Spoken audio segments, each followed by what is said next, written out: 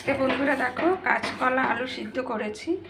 কাঁচকলার কোপ্তা দিয়ে কোপ্তা তরকারি করব। কাঁচকলার কোপ্তা তরকারি তো সিদ্ধ করে নিয়েছি। কালো কালো হয়ে যায় কাঁচকলা সিদ্ধ করলে। এখন এটা খোসা টোসা ছাড়িয়ে রেডি করি, তারপর তোমাদের দেখাচ্ছি। তো দেখো বন্ধুরা, আলু আর কাঁচকলার খোসাটা ছাড়িয়ে নিয়েছি। এখন এই কাঁচকলাটা বেসন, নুন, হলুদ, রেগুলার মশলা যেগুলো ওগুলো দিয়ে একটু মেখে নেব, তারপর বড়ার আকারে ভাজবো। তো চলো দেখতে থাকো।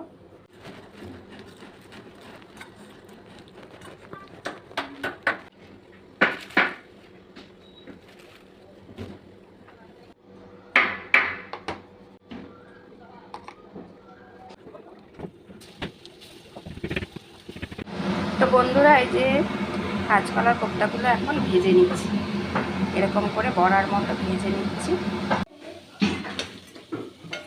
বড়াগুলো কিন্তু ভাজা হয়ে গেছে বন্ধুরা। তো দেখো সুন্দর ভাজা হয়েছে, আর একটু আছে, তো সেটাও ভেজে নিই। তো বন্ধুরা দেখো বড়াগুলো ভাজা হয়ে গেছে সব।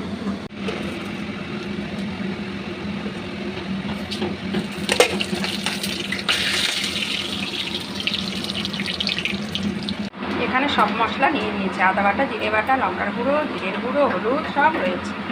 তেজপাতা দিয়ে সম্বার দিলাম।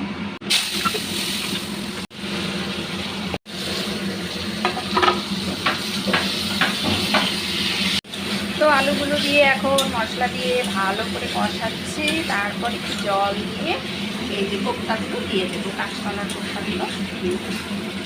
তো রান্নাবান্না সেরে তরকারিতে নাম।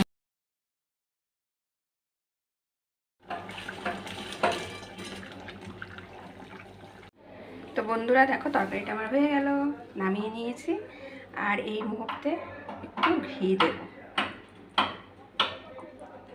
গরম মশলার গুঁড়ো দিয়েছি, এখন ঘি দিয়ে ঢেকে রাখবো। তো কেমন হয়েছে তরকারিটা একটু কমেন্ট করে কিন্তু জানাবে। কাঁচকলার কোপ্তা তরকারি।